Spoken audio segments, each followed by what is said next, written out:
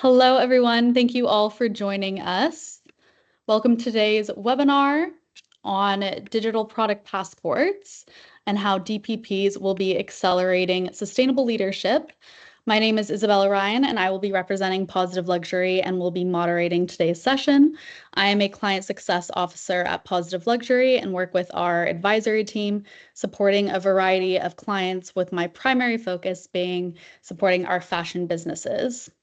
Today's discussion will highlight how DPPs can deliver verified traceability, empower transparent storytelling, and ensure compliance with changing regulatory compliance.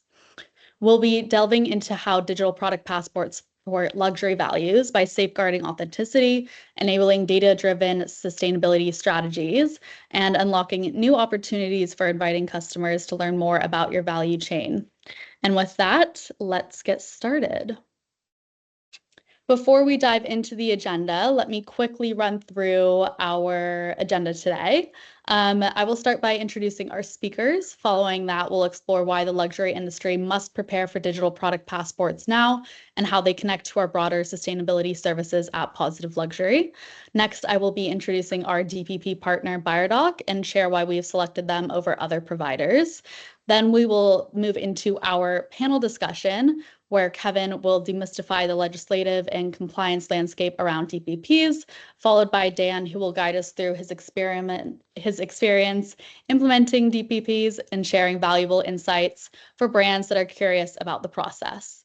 Throughout the webinar, please submit any questions that you have for Dan or Kevin in the Q&A chat, and we will address them together at the end. Okay, and moving forward from that, so right into our introductions. Joining me today are Kevin, co-founder of Buyerdock, and Dan, managing director of Esca Shoes. We're thrilled to have both a technology-focused perspective from Kevin and obviously a real-world case study of DPP implementation from Dan. So thank you so much, both Kevin and Dan, for being with us today. First, I would love to introduce Kevin Dixie, co-founder of Buyerdock. So Buyerdock is a digital platform with a patented solution to meet EU recycling regulations backed by GS1 standards. The platform fully supports current EU requirements for delivering DPPs, and Kevin has over 30 years of experience in sales across SMEs and corporate clients, and has helped build, launch, and invested in multiple brands, and is also an entrepreneur with numerous tech startups under his belt. So welcome, Kevin. Thank you for being here. And then I'm also having us. Sorry. Thank you, everyone. I'm also delighted to introduce Dan Jives. I am really thrilled to be meeting him. He is the managing director of Esca Shoes. Dan brings more than 25 years of experience in the global branded fashion industry with senior roles at companies such as Doc Martens, Pentland Brands, and Geox. His expertise spans sales, marketing, e-commerce, strategic planning, product development, sourcing, and supply chain management. And today, Dan runs Esca Shoes alongside his wife, Soraya, and he's here to represent Esca as one of Buyerdock's DPP clients as well. Hello. I've got a problem actually, Isabel, Izzy, straight away, because we're the same age, and I now have 30 years, and he's only got 25, so we'll fight about that later. Well, you guys, unfortunately, the bios were already presented, so we're just moving forward. Age is always a problem. Well, thankfully, I'm barely 24. But with that, we're just going to jump right into our panel discussion. But first, I would like to give a bit more background into our role at Positive Luxury.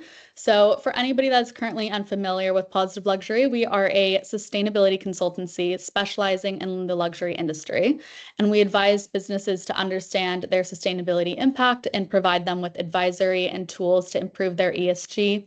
We work across 6 sectors, fashion and accessories being our largest client base, followed by interiors and living, beauty and fragrance, premium drinks, jewelry and watches, and travel and hospitality. And moving forward with our work at Positive Luxury, as I mentioned, our going back just one more slide. Yeah, as you can see, we've got a wide variety of clients that we work with today, and we're really excited to have a number of them also in the room and joining this webinar to learn more about our new partnership. But as I mentioned, our core service is helping clients understand their ESG performance, which we do through our own ESG assessment, evaluating a business holistically at the company level. So we provide a clear view of their overall sustainability performance.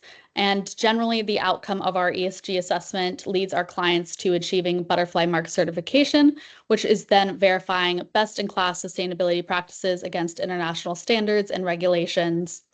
And crucially, our assessment does more than just recognize the successful sustainability elements of that business.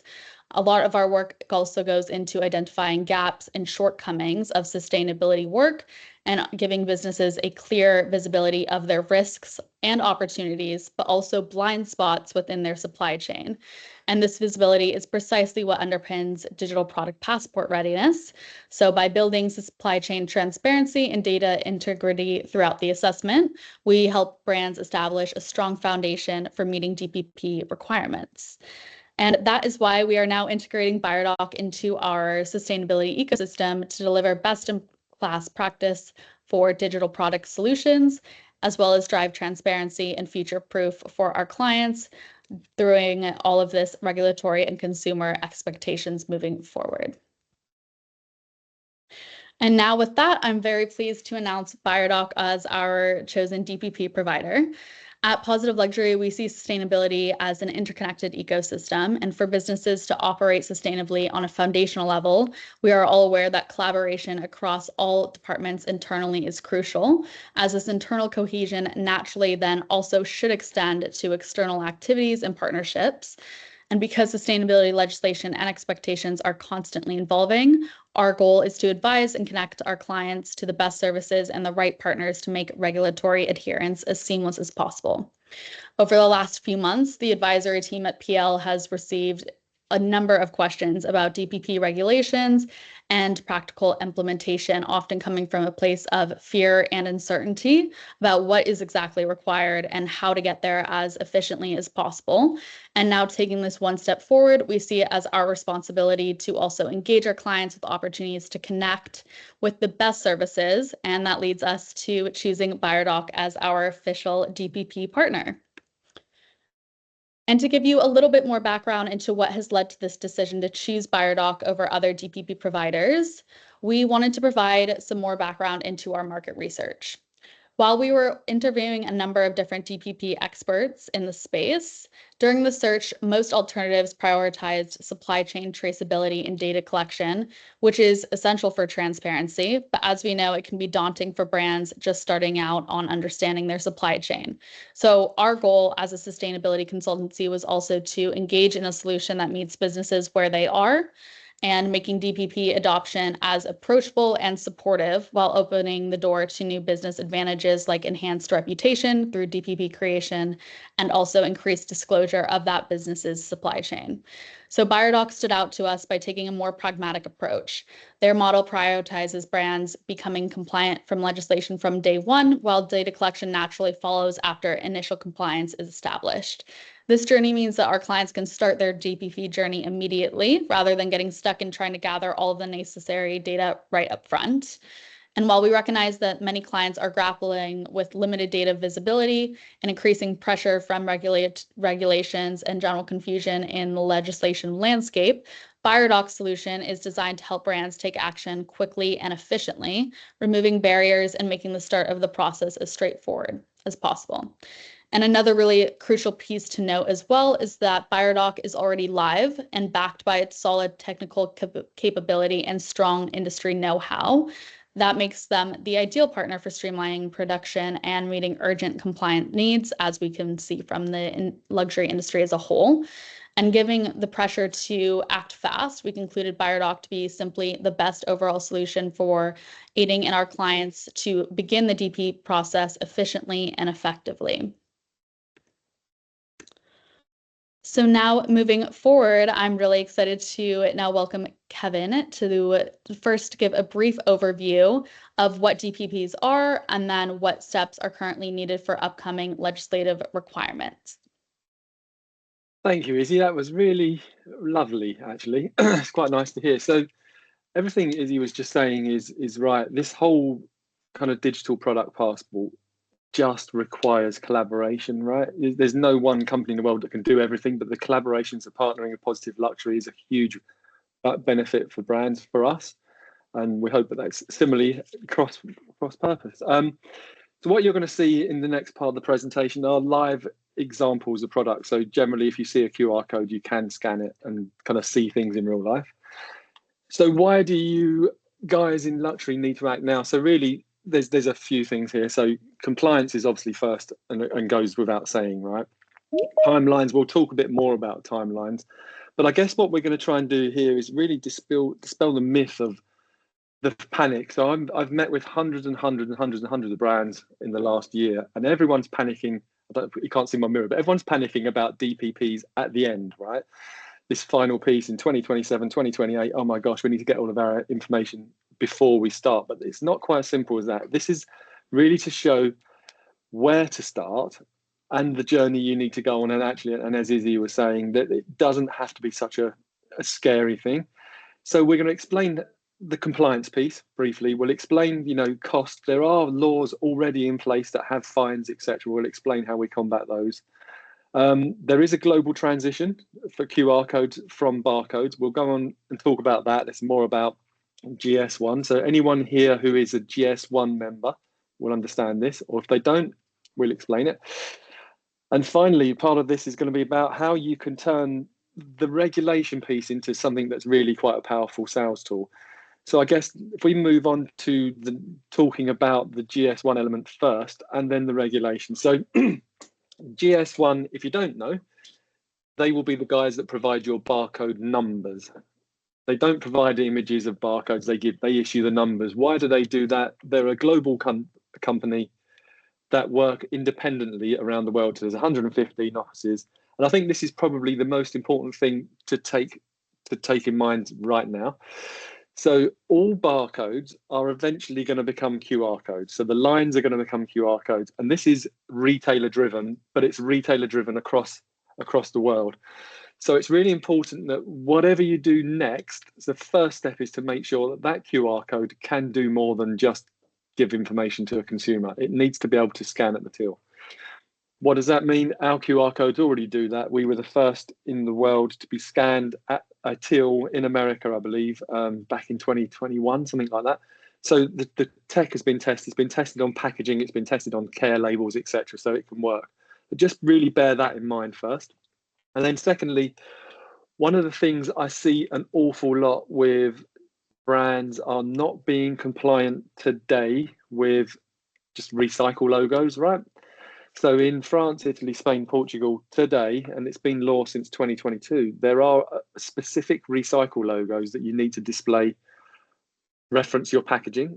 And these logos are really complex and tell you what bin every element of the packaging needs to go in. I've now got in Hertfordshire 6 bins. So you imagine everyone's got different color bins, different rules, different regulations.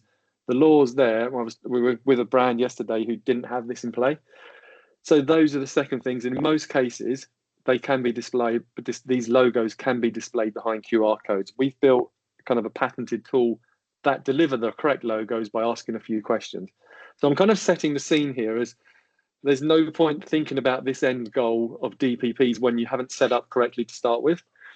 So what we're going to do now is just kind of talk about some companies around the world that have already kind of said, yep, we're doing this transition. So I'm not going to go into massive detail. All you need to know is that our QR codes do that. But, these aren't small companies. These are more kind of American based and global here, but they're all doing it. We know Tesco's are currently got live trials of QR codes being scanned at till. John Lewis, I believe, are doing it, etc. So it's coming. I just wanted to set that scene there. And then next, we're going to look at the regulations piece and how this can do some interesting things. So just on the recycle logos, this company here is the largest beauty company, privately owned beauty company in the States. They came to us back 2022, 2021, something like that, and said, oh, there's a whole bunch of logos we need. Can you help? So we did. Because of the size of the product, all of the logos can go behind the QR code. So in this particular image of real life product, they're in pretty much every shop in the UK, these guys. You can see the little QR codes. On the left was before they were compliant. On the right is when they're compliant. So think about packaging can be massively decluttered. this QR code is being scanned in 105 countries right now across the world. We're tracking which countries, which cities are looking at what information. And actually the most click tile, like for example, in South Korea, is how do I use this product? Because it's automatically talking in the right language when people are scanning it. In France, believe it or not, the most click tile is where do I put it in the bin? So it just goes to show everyone has different needs and questions. If you can hear a cat screaming, I apologise for that. I'm home office. So just going back to that, sorry, what I was just going to say there is something else we can do. So there was a thing just before Christmas called GPSR. I'll get to DPPs, but this all forms part of the digital product passport, the rule. So just before Christmas, Dan will explain what happened, but the GPSR came into action. Dan, if you don't mind. Yeah, so I think it was 23rd of November last year, we were informed by our trade body that we should have had a European representative person within the EU, because we're a UK business selling into the EU. We had to have that. And as part of that, what we should have had is on all of our packaging, the name, address, and email of somebody in the EU. We didn't have it. We found a supplier that could do that for us, someone in the EU that could represent us. I then turned to Kevin with my head in my hands, and Kevin, or the team at Buyerdock, added our EU representative person to our QR code that's already on our boxes. So on the end of all of our boxes, we've already got a QR code. So immediately from the moment they updated that database, we were compliant because we had that EU RP on every single box. So it was an instantaneous fix. And I think that's kind of where this is all crucial. So you start with the QR code that can do the scanning at the till. So someone's going to say to you, we need you to scan at the till now. You've got that covered. You've got a placeholder in place that can talk to consumers. And also, as and when a regulation comes down, as Dan was saying, you can react to it. And it was quite late at night we did that, if I remember rightly. So this is kind of the timeline to back one. Sorry, Izzy. Sorry, do you mind? Sorry. It's all right. So this is the timeline to reality. So how we're onboarding brands. So as Izzy was saying, there's hundreds and hundreds of brands using Buyerdock. First step is we just need a few pieces of information: your barcode number, your SKU if you've got one. If you don't have a barcode number, by the way, we create a unique identifier. So your SKU and the name of the product. That's all we need to start this process. We can then, if it's a GS1 barcode, you're compliant then for anything that happens in the future, requirement-wise. If you sell, I don't know, unique products, handmade products, whatever, we can create something so you get the QR code that will do various things. So that's the step one, and we can point that QR code to your website. So you can see here, Dan's journey started off with a QR code pointing to the ESPR website. Then Dan started adding his consumer data, and he'll be going through that later on. So we start taking data about that individual product, right? And then suddenly the tiles start appearing, product information about us. All of that information automatically happens. So the app will build itself. So all we do is take data, and generally spreadsheet data works fine. Most people don't want to do loads of tech.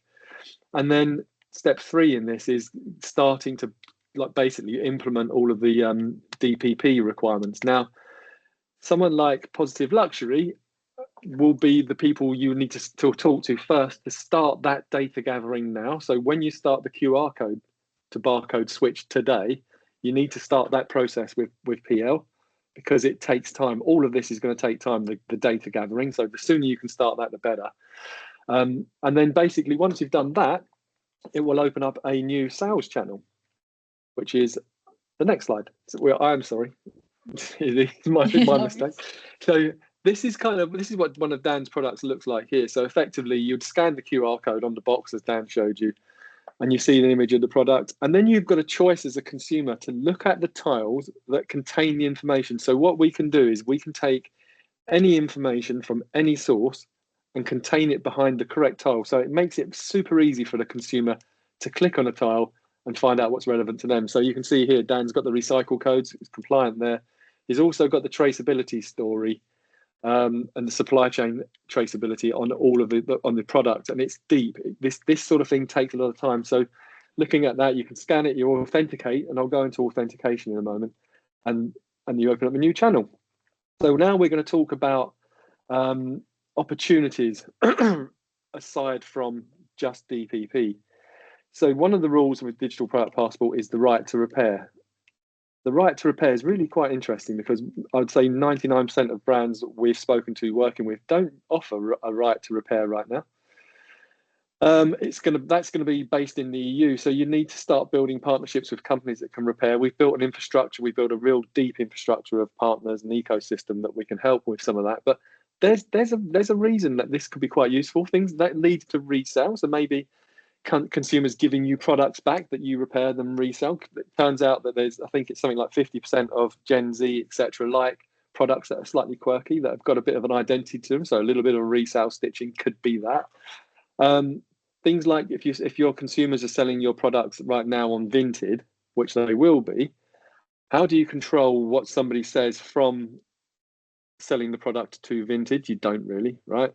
They're just going to say, yeah, it's 100% organic t-shirt, right? But actually, if the product isn't 100% or is 100% and they're saying it incorrectly, clicking a button through the app and then going straight to Vinted to sell the product can enable you as a brand to start controlling that data. The data sits behind the QR code. We can populate Vinted with the data, or eBay, or one of those kind of things. So you've got a bit more control over what's being said about your brand, because you don't want someone to buy one of your products and go, this isn't what it's supposed to be. Do they blame you or do they blame the seller? So there's a bit more control there. There are things like deposit return schemes, not really relevant at this point for you guys. And I guess the final one is, so these are just a few ideas. I mean, we've got other things. We've got trials at the moment with one of the people on Strictly Come Dancing trying out NFC chips, right, in a shoe, and they're dancing like crazy to see if it breaks. And if it doesn't break on a shoe, we know it's going to work with the NFC. We've also got things like Charlie and the Chocolate Factory treasure hunts, where you might want to have a unique product that's scanned and then you can show different information. So there's a whole bunch of ideas. Think a bit blue sky, because once that QR code's in place, you can do pretty much anything. And I guess keep on track, counterfeit is something that can be really useful for luxury brands. So I'll just show you kind of how the tech works when it comes to how we display stuff here. So this is how the tech works to deliver that QR code to a consumer. So firstly, you'll see moreinfo.io is the baseline we deliver the information to. So when you scan a QR code, you don't get this QR code DE or a load of old rubbish, right? It just says more info. So as a consumer, there's more information coming. It could be your brand name. I'm not taking that away. If you want that to change to your own domain, there's no issue. But more info is something we've tested in neurology departments at Essex University. So here is moreinfo.io/01. 01 means when that product is scanned at the till, it's looking for a barcode number. If there's no 01, it just goes to kevinswebsite.com. It's just Kevin's website. It can't do anything more than that. So this is how we future-proof the QR code. So the more info /1 barcode number is the example there. Number 10 gives you the batch number. Why do we need batch numbers? Well, you might be making, I don't know, t-shirts right now in India, but you also might be making that same t-shirt, the same size, same color in China. So batch numbers, we all know what batch numbers mean. We can use that to differentiate the story delivered and the supply chain displayed to consumers. And I guess the authentication piece, which is really interesting, is actually the serial number. So /21. You can have massively randomized numbers. When that's scanned, we can look in the cloud. Yes, it's one of the codes we've created, so it's automatically generated, completely unique, and there's like a 30 trillion different ways of delivering that. We can show a unique number and go, this is verified or not. So bear in mind, these QR codes, if they're on, let's say, sewn onto a care label on your garment, are very hard for a fraudster to cut one off, sew one back in again. It's not like a hang tag which just sits there. These are kind of unique on your clothes, or maybe built with NFC. There's also, can also link to, I'm assuming a lot of people watching this will be using RFID right now. So this would also link to RFID. So in the next screen, you'll see, if you imagine the scenario where, is the next one, please? Sorry. If you imagine you're in a shop here and you've got two t-shirts, right? You've got on the left-hand side, you've got this white t-shirt that's made, I just about to see it, in China. On the right-hand side, it was made in Bangladesh. So that's what I mean by showing different stories. However, assuming these have all got RFIDs that are kind of linked to the same serial number, you as a brand could walk around the store, scan everything with your wand to see what's on the shelves, and notice that, I don't know, 10 products have been stolen, you can suddenly put an alert to say this has been stolen. Now, I'm not saying it's best practice. This is just an example, but maybe there's an alert to say this product's been stolen. So if I'm trying to buy it on Vinted, I'm like, well, hold on a minute, this has been stolen. Who's selling this? So it's like getting a bit of control back. Another nicer example of that is, you can kind of track products around the world and see who's using it, where it's been sold, how many times that particular product's been sort of transferred life to. So we typically think that a garment of clothing is going to be transferred 3 or 4 times max on a Vinted environment. So that just shows what that can do. And then I guess finally, we move on to the panel discussion, right? We do. Well, thank you, though. I think also the explanation you just gave about being able to track that product's journey across the world in different circularity elements is really crucial, obviously, in sustainability. So that is a wonderful segue also to our panel, as Kevin just mentioned. So beginning our panel discussion, I'm actually going to be giving the floor right back to Kevin. I think you just set the scene very beautifully for understanding kind of the overall linking interconnected web of DPP compliance, recycling standards, and the above. But now I think it would be really wonderful for our clients and others on the call today if you could give more of a simple breakdown of the first practical steps to DPP compliance, maybe just a minute or two, because we're running a little over. But I know, Kevin, you are very familiar with this lovely little diagram. So if you don't mind just walking us through this one real quick. Sure. Yeah. So as I was saying earlier, we need 3 pieces of information: barcode, product, SKU, and the name of the product. A link to point them all to, and we can automatically generate within seconds all of your QR codes. Most we've done is, I think it was 60,000 QR codes. This is at SKU level, barcode level, within sort of 5 minutes. We automate those, we name them, we send them to you guys. Then you just need to get them onto your labeling. So if you're closing with care labels, it's working with your care label printers. We can do that directly too. So if you have a care label printer, we can talk to them. Next part is marketing and data. You have to unlock that. But going back to step 1, engage with Positive Luxury as soon as possible to start getting that information together, because I can't tell you how important it is to start that piece too. And then secondly is really the marketing piece. So getting as much information as you can to us. Then you turn the app on. Then you start split testing it, see what people think of the app, testing out promotions, campaigns, signing up people to newsletters, etc. There's just a whole wealth of things you can do while the product's probably not required to be legally there for DPPs. And when DPPs kick in 2027, we don't know exactly the date yet. Nobody knows, but we know it's coming really quickly. But if it's coming in 2027, why not start using next year to really engage with brands, tell brands you're using it.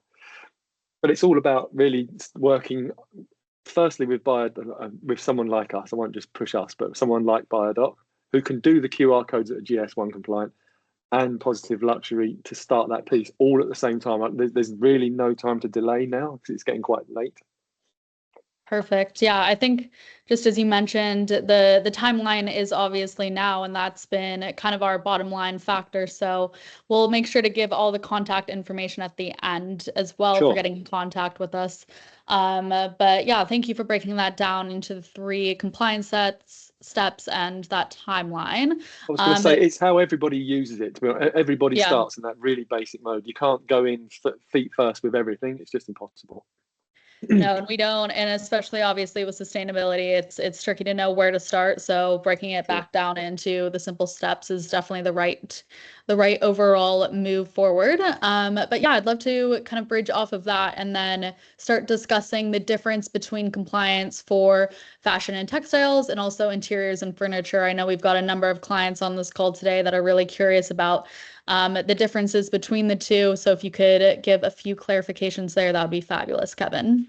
Sure, yeah. So I think we've kind of covered fashion and textiles. It's really care labels at this stage. And if it's shoes, Dan will explain how shoes work in a really concise way. So I won't go into that. So fashion, shoes, textiles, fairly straightforward. And I think with interiors and furniture, it's really more about understanding the supply chain, who's making the furniture. And if you're making it yourself, you need to kind of get the suppliers to start really understanding that this QR code is going to need to be on product quite rapidly. So furniture's 2028, which is no time at all. And I'm thinking with furniture, we're just about onboarding like a furniture company number 2 at the moment. So we're quite early in our stage ourselves here. But they seem to be fairly unique and made at stations. If they're being made in the UK, they're being made. If they're being pre-ordered and coming from overseas, you need to have kind of connections with the people making it and get the data and give them the QR code. The QR code will need to go on the safety label. So it's a slight, almost a reverse method. Yep. It's all the same data gathering, but it's probably a reverse side. So it's almost at the very end, you need the QR code rather than with fashion, which is at the very beginning. Okay, good. Well, thank you. I think that was a good bridge also into turning to Dan and giving him the floor to kind of let us walk through this journey of DPP implementation in real life. So I'd love to hear, Dan, if you could walk through the key phases and milestones for us. Sure. Hello, everyone. So for us as a business, we actually came to this because of the Tryman logo. So the recycling logo Kevin mentioned earlier, for France, but also for the rest of Europe. And Buyerdock have a tool that basically enables you, from the type of product you've got, it will spit out the correct logo you need for your product for the recycling across the EU. So that's where we started. The logical step to that is to have the QR code on the box, because in France you have to print the Tryman logo, so that has to be there. But in Portugal, in Italy, other European countries, it can sit behind a QR code. So our sort of the reason for starting was the recycling. We ended up saying, well, actually, if we've got to do this, we should do it properly. So we started with a QR code that went on the front of every one of our boxes, which you can see here. And as Kevin said, I think every business has probably got all of that data already. So if you wholesale, if you e-tail, if you've had stuff made and imported it, you will have all of the information you need. So we have an EAN, a barcode. So that's the unique identifier for our product currently. That's what drives the creation of the QR code. So we had step number 1 done. We knew the names of our products. We knew the SKUs because we're selling them. We knew the country of origin, which you have to have. We had the HS tariff code because we're exporting. So with all of that data, basically for us, it was a very simple case of exporting that from our mainly Shopify. Actually, I think almost everything we needed was within Shopify from our e-commerce platform, but it's very easy to find. That then gets integrated into the Buyerdock database and uploaded. And basically, as Kevin said, every EAN becomes more info /0 / the barcode, and that generates the QR code. And we gave all of those QR codes to our label printers. We make in Portugal, but we don't use one of the really big, international label printers. We use a local company. They were more than capable of doing that. And the interesting thing is all of that, I think we went from having nothing to having everything within the space of a day. So it's a really, once you've got the raw data there, making it happen is pretty quickly. The other thing we sort of see is this is an insurance policy. This is coming down the line. It's happening in 2027. By putting the QR code there, we've now got it. So as barcodes disappear, our warehouse will move to QR codes. They're already on all of our boxes. Any product I've delivered now that's in market when this rule comes in, it's got the QR code on. The product meets all of the requirements. It's not going to be taken off the shelf. So we see it very much as something we needed to do because of the recycling, something we know we've got to do in the future. So why not start now? It's a pretty inexpensive insurance policy. For sure. And I really like how you emphasized, obviously, being proactive with all of this. And, that generally ties in very well with sustainability in general and taking a forward-facing look on legislation and requirements and taking action where you can and what you already have available to you. So Thank you so much for walking us through your journey with that. And then we're going to now bridge into some of the more tricky challenges. One of the common questions that we've all probably received here at Positive Luxury is trying to understand what challenges can we anticipate. So turning back on that proactive lens, it would be really wonderful to get a perspective from both Dan from the brand, and then also from Kevin from Buyerdock to understand what challenges other brands should be anticipating and how to navigate those.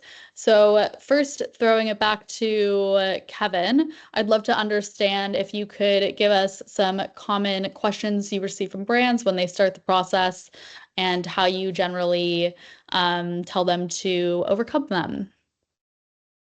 I guess the most popular question is why and how. Why do we need to do this? I don't believe we need to do this. The reality is it's a law. It's passed by the EU.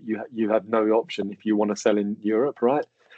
Why are we doing this? Well, actually, we're doing this to give the consumer a better information about the product, about your brand, and it's about the journey you're going on rather than the end goal of being this 100% eco kind of company. I guess one of the biggest challenges we find on a daily basis with brands is really who looks after it within the company. Who's like, is it sustainable person? Is it the warehouse person? Is it the marketing? It's all of that.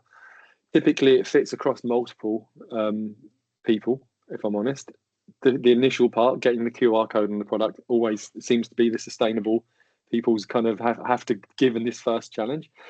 And I think the second part we have is where do we start finding this tier 1, tier 2, tier 3? Now, all brands will have tier 1 information, tier 2, tier 3, tier 4. How do we start mapping the supply chain? How do we start bringing that information in? Well, the good news is you've got probably 2 years to do it. Mm-hmm. And we typically would send someone to the likes of yourselves at Positive Luxury to start that part. We don't physically go out mapping. So it's a fairly easy thing to build a supply chain mapping tool from our side, which is like, we'll just send an email to your tier 1s to send to tier 2s to send to tier 3s. But that supply chain needs to be verified. Yep. We don't verify a supply chain. So you need to work with experts in that space. I mean, if it's carbon footprint monitoring, you need a carbon footprint company, but there's no point engaging with someone who's going to give you the carbon footprint to match the EU law until that's been given off. So the point is now to start gathering information, start preparing for that. So most people come to us. I guess the QR code's the piece we solve today with the regulations piece, because most people aren't compliant with the regs in France and Italy, etc. Now, at the same time, we send them to people to like Positive Luxury. That's the crucial part, really. They're the challenges. The challenges are getting your head around the journey, rather like forget the end points. The start point's crucial. Yeah.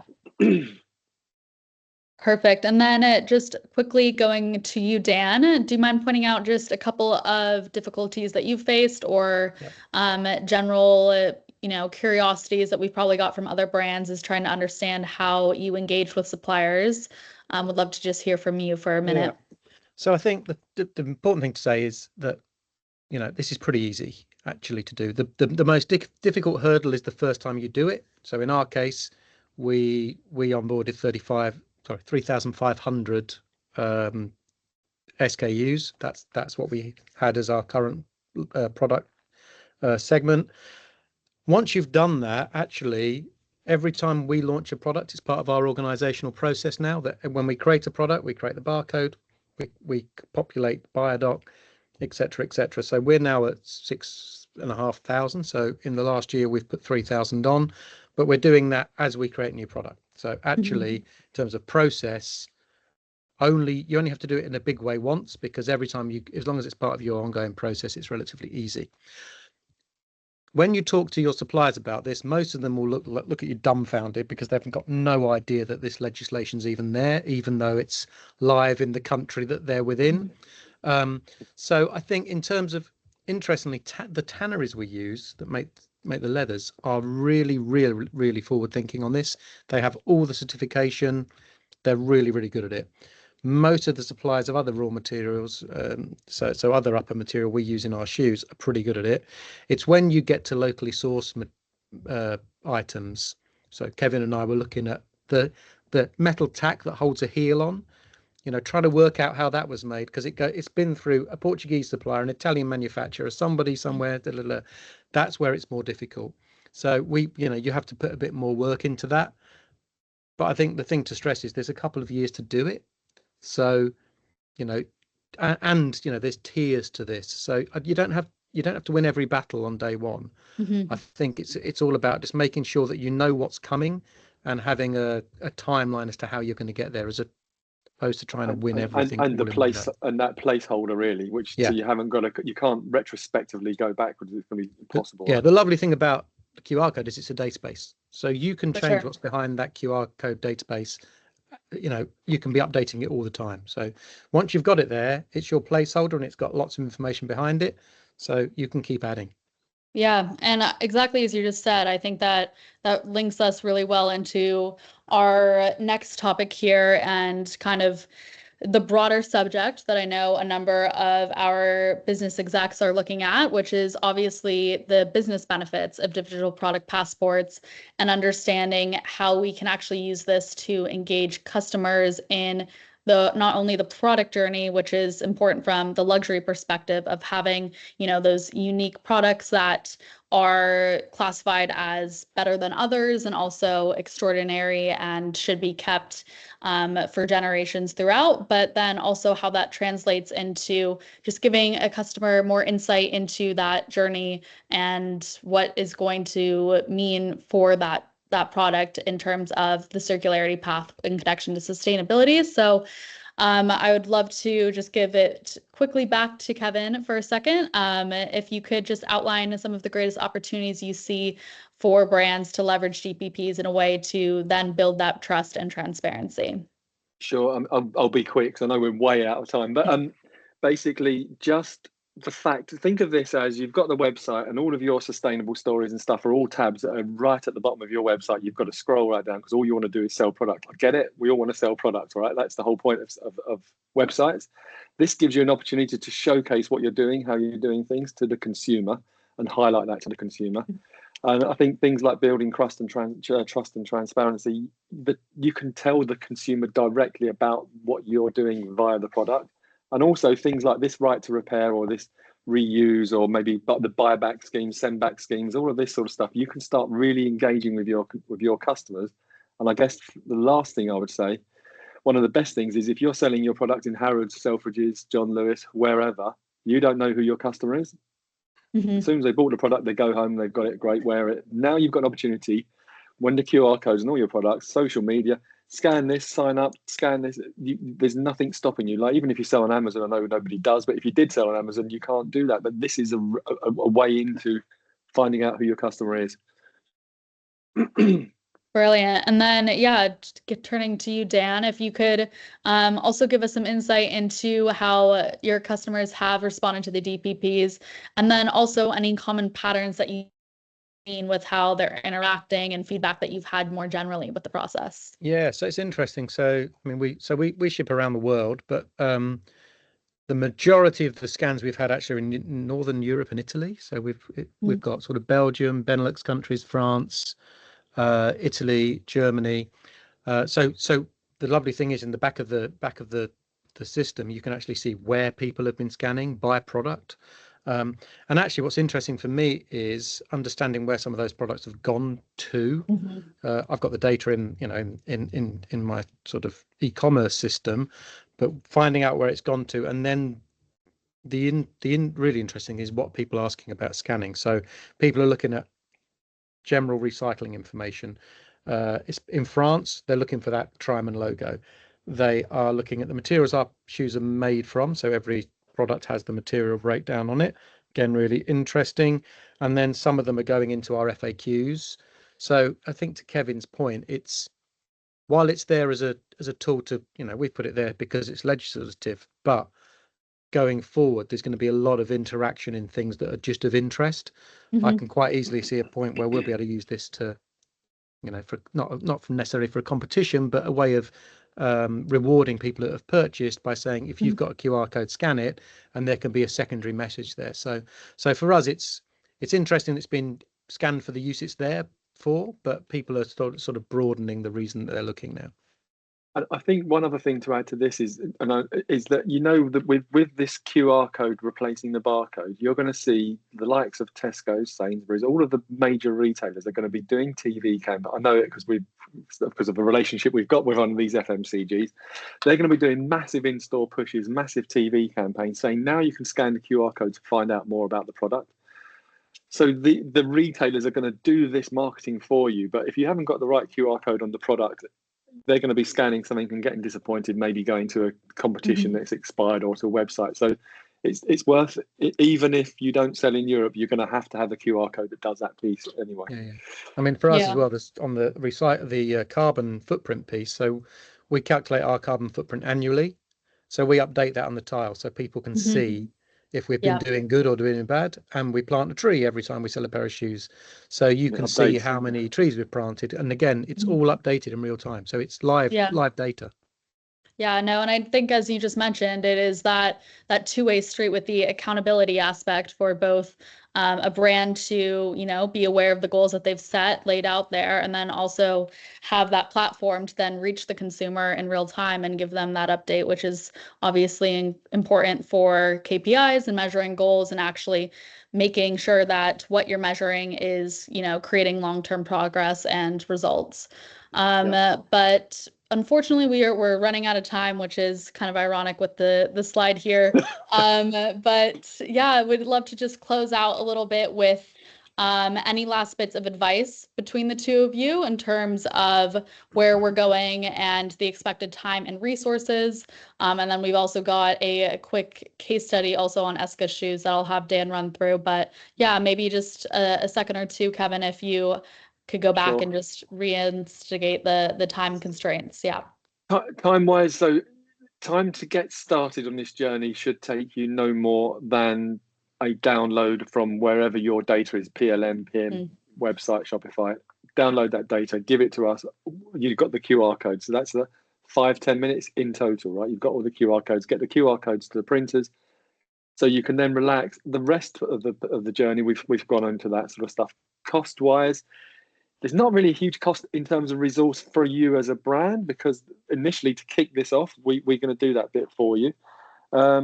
Cost of our product, our solution, Dan hit us very hard 2 years ago because the pricing wasn't quite right. So the pricing is now perfect for anybody in fashion and footwear, and we work the pricing out based on number of SKUs. Yeah, thank Dan and send him a coffee. But if anyone wants to know pricing, we can work out pricing and quotes, etc. for everyone individually. It's no problem. It's all based on numbers, really, but it is very competitive for what we're offering. Yeah. Yeah, fabulous. And to answer my bit of question there, I would say start now, create the QR code, have it printed, backfill as you need. I think that's the. So for this case study, we've gone through most of it already. That there's EU legislation that we have to, we can't ignore it. It's a legislation. We won't be able to sell there if we don't. So that was, one of the reasons for doing it. We had our DPP requirement. We had the recycling logo requirement. Again, it all sits behind the QR code. So we sort of tick things off, two birds with one stone. So when we work with Dan, I was going to say, Dan, we were talking earlier with another brand about the fact that the retailers are now saying you need to have these things in their user guide. What do you call them? Yeah, so if you read some of the supplier manuals, if you're selling through any of the big retailers in the UK and in the EU, if they're a UK retailer selling into the EU, it needs to be there, because whilst they need to be compliant because they're the people put it into the market. So that's how what the law says. Then they're going to ask the brand to do it, because they're not going to be able to label every single product from every third-party brand. So, by having it there, when I'm selling to a UK retailer who then sells it into the EU, I'm compliant, therefore they're compliant. So I think that's really important. So again, we've gone through all of this already, but so the GPSR piece, we managed to fix that in a matter of hours.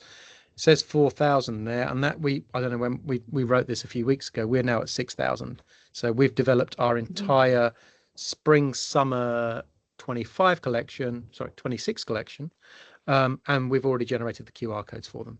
So we're 6 months ahead of ourselves. So that shows how easy it is. Yeah, well, I mean, I think pretty much everything we've got on that case study we've gone through. So Yeah. it's legislation, you've got to do it. It's easy. Start now. Brilliant. Lovely ending. I am now thrilled to turn it to the audience. So I've got a couple of questions in the chat here. I'll start off with this one comment. Really enjoying this potential as I watch scams and fakes become more complex and harder to spot with groups of people who see a good thing and immediately jump on how to fraud it. Can you share how you monitor and dance with these groups of people as it is a fast-moving environment and threat? Great question. I think have I frozen? No, I'm here. It's a great question. Yeah. I mean, watch this space, but I've got a piece of technology I'm currently working with that is kind of government level security, right? It's a piece of ink that, working in conjunction with a QR code, will eliminate fraud. And you can also, now with the way technology is advancing, you can put, strands of DNA and stuff within garments. I mean, I'm sure the luxury market have seen these DNA kind of sprays you can put. I mean, don't ask me, I'm not the expert at this, but think about banknotes and cigarettes and alcohol, etc., etc., etc. That can be curbed instantly with the technology out there right now. And I think also how to monitor it. Show that example we saw earlier. If you've got a QR code that's super, super unique. I mean, we've worked with someone recently where stuff was being kind of faked from warehouse to store, right? So everything comes into the country, correct? It gets to the store, and that's where the fake happens in the journey to the store. But fakers really work in an environment where they're swapping things that are easy to swap. So the hang tags are really easy to swap, tags, right? When we're talking about putting things inside the garment on care labels, when we've got examples of QR codes and or is it laser etched on denim? So there's certain way, there's the technology's coming. Once you've got the QR codes, there's so many different ways of making that deeper within your tech. It might be hiding NFC chips in shoes, right? So if you've got really expensive shoes, you put an NFC chip in, they switch to QR code or a hang tag, it's still there saying this is real or this is a fraud, Yeah. No, brilliant. And then one last question here. After the QR codes have been scanned, can brands create their own experience, or is the legislation dictating a unified experience across the industry? And I think Fabulous Kevin question. Buyerdock, I know. I read it and I was like, this one is a star. That's a fabulous question. So the EU law at the moment so let's talk about the stuff that's law today and being law. You have to be able to click on the regulations piece without downloading an app and within one click, right? So you scan a QR code, one click, you can see the recycle logo. I know it's boring, but it's kind of the piece we can work with. So you can see the recycle logos within one click, and that's how the DPP is going to be. The data for the digital product passport will eventually, I say eventually with like the speech marks because it hasn't been scoped or built yet, all the data will eventually move into this central repository within the EU. So the data will be interlinked with other platforms, etc. So our platform has been built globally with GS1 web vocab, let's call it, and GS1 standards. So all of our data is movable. You might go, there's someone better in 3 years' time. All of it can go. There's no issue with that. The QR codes can go somewhere else. But in terms of the experience, so the things you need to understand, when you go off at a tangent, the things you need to understand, one click, right, to see the regulations. Second piece, no app, right? So that's the interesting piece. But in terms of the look and feel, etc., yes, you can create your own experience. What I would suggest is we did and I can send the study. Maybe I'll send it to you, Izzy, and you can send it to everyone. It's a long read. I'll see if AI can make it smaller. But we did it's about an 80-page read from the Essex University, who did a whole bunch of studies, including some of Dan's products, where we had a whole closed room full of people with the goggles, that you're looking at products and mapping eye movements and asking loads of questions. It's all a bunch of random people, and it was comparing our kind of the way we deliver it, which is in the tile based, so you can find the information you need to find, versus other versions where you land on a web page swiping around or land somewhere looking for information. And the way the general feedback overall was that using it the way we had it, which looks a bit kind of formal, but actually gave you the information you needed, added a perception of 20% to the value of the product side by side. So You can do whatever you like. When people scan the QR codes, there's a whole splash page, and it takes you up through the journey onto the next page with all the tiles. You can build any element you like in this, customization wise. But the problems that you're going to have are no app and that one click to the information. But you can build an app beyond that. So once you're onto the product, there's nothing to say now download our app and save this product to our app, and to think about the blue sky stuff, the initial landing page. After that, you can do whatever you want, and we can make that happen as well. Wonderful. Well, thank you so much for answering that one, Kevin. Unfortunately, we have kind of hit the end of our time today. But I wanted to say a huge big thank you, obviously, to Kevin and Dan for joining us today, and also everyone that took the time out of their day to learn more about DPPs and our wonderful partnership. If you're already a client or considering joining our Positive Luxury community and understanding how we can link you to Kevin and explore these opportunities together, feel free to reach out to me through my email shown on the screen.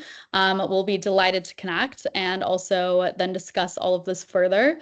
And we'll be sure to also send out a recording and all of the contact information necessary for continuing this conversation. But yeah, thank you so much, everyone, for joining, and I hope you all have a wonderful rest of your day. Thank you. Thank you. Bye.